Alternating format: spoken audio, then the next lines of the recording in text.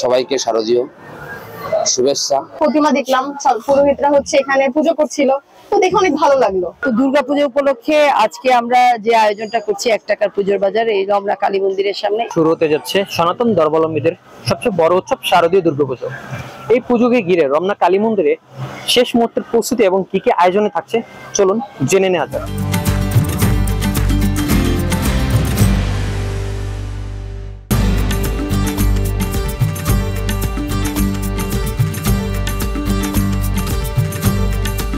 প্রশাসনের বিভিন্ন পর্যায়ের লোক কিন্তু এখানে আসতেছে, এসে আমাদের ভিতরে খোঁজ খবর নিচ্ছে। তবে আমরা এর আগে পুজো করছি, কিন্তু এবারে তৎপরতা খুব বেশি। নিরাপত্তা দেখতে পারবো, আমরা নিজেরা খুব খুশি বলতে পারি। কিছু স্টল আছে আমাদের কিছু ধরেন নিরামিষ খাওয়ারের একটা ব্যবস্থা আছে এখানে। আর এখানে কি আয়োজন থাকছে, এখানে আমাদের সাংস্কৃতিক অনুষ্ঠান হবে আর কি। ওইসব ধর্মীয় অনুভূতি যেটা আছে সেটা আমরা অবশ্যই এটা মনে করবো। আমরা বিদ্যানন্দ ফাউন্ডেশন থেকে গতকালকে চাল, ডাল, তেল, লবণ মূলত 1000-1200 টাকার পণ্য আমরা ফ্রিতে দিচ্ছি।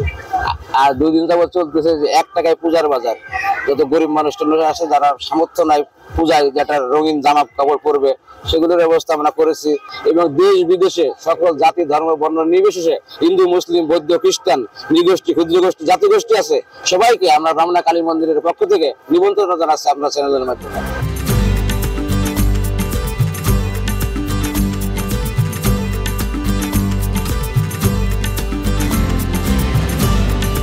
এইটা হচ্ছে শরৎকালে হয় যে শারদীয় বলে, কারণ এখানে রামচন্দ্র যখন রাবণের মৃত্যুবান, যখন তাকে যুদ্ধে পরাজিত করতে যায়, তখন তাকে ওই শক্তির পূজা করতে হয় এবং এই আদ্যা শক্তি মহামায়ার প্রার্থনা করে সেই শরৎকালে পূজা করেছিল।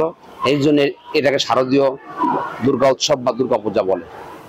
মায়ের কাছে আমাদের একই প্রার্থনা, হে জগৎ জননী মা দুর্গা, তুমি এসে তোমার সন্তানের বিশ্বের সকল জীবের মঙ্গল করো এবং অপশক্তি দূর করো, শুভ শক্তি বিকাশ ঘটে। আমাদের সনাতন ধর্মের পক্ষ থেকে প্রার্থনা থাকে যে মা তুমি বিশ্বের সকল সৃষ্টিকে রক্ষা করো এবং তুমি অসুখ দমন করো।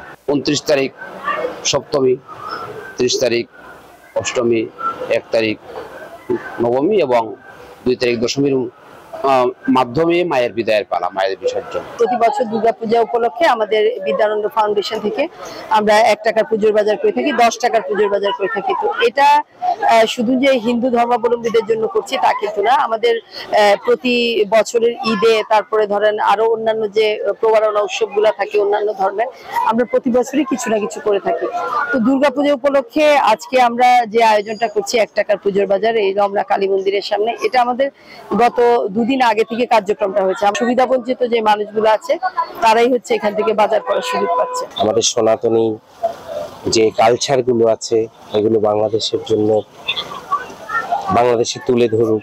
রমনাতে আছে, কাকেশ্বরীতে আছে, ভালো ভালো জায়গায় এই জিনিসগুলো প্রেজেন্ট করে সম্প্রদায়টা বেঁচে থাকে। শান্তি শৃঙ্খলা নিরাপত্তার জন্য পুলিশ অলরেডি মোতায়েন আছে বা আপনাদের আনসার টিম আছে, আর আমাদের এখান থেকে স্বেচ্ছাসেবক টিম থাকবে। দর্শনার্থী যারা বাইরে থেকে ভক্তবৃন্দ আসবে তাদের জন্য এখানে আমাদের প্রসাদের ব্যবস্থা থাকবে। যার যার ধর্মকে সম্মান করা অবশ্যই উচিত। যেমন মুসলমান আছে, খ্রিস্টান আছে, হিন্দু আছে, যার যার ধর্মকে সম্মান করা অবশ্যই উচিত। ধর্ম যার যার উৎসব সবার। এটা আমার ফার্স্ট টাইম ছিল, আমি ফার্স্ট টাইম মন্দিরে আসছি, তো ফার্স্ট টাইম দেখে অনেক ভালো লাগলো। আমি আগে কখনো আসিনি, আর ভিতরে যেয়ে দেখলাম যে সবাই হচ্ছে অনেক বেশি মজা করছে, সবাই ফিল করতে পারতেছে যে জিনিসগুলো কেমন। আর এখানে অনেক বেশি প্রতিমা দেখলাম, পুরোহিতরা হচ্ছে এখানে পুজো করছিল, তো দেখে অনেক ভালো লাগলো। খুব ভালো লাগছে, ইচ্ছা করে বসে থাকি এখানে। কালী মন্দির, আনন্দময় মন্দির, তারপর গুরুচাঁদ মন্দির, ওগুলো ভালো লাগছে।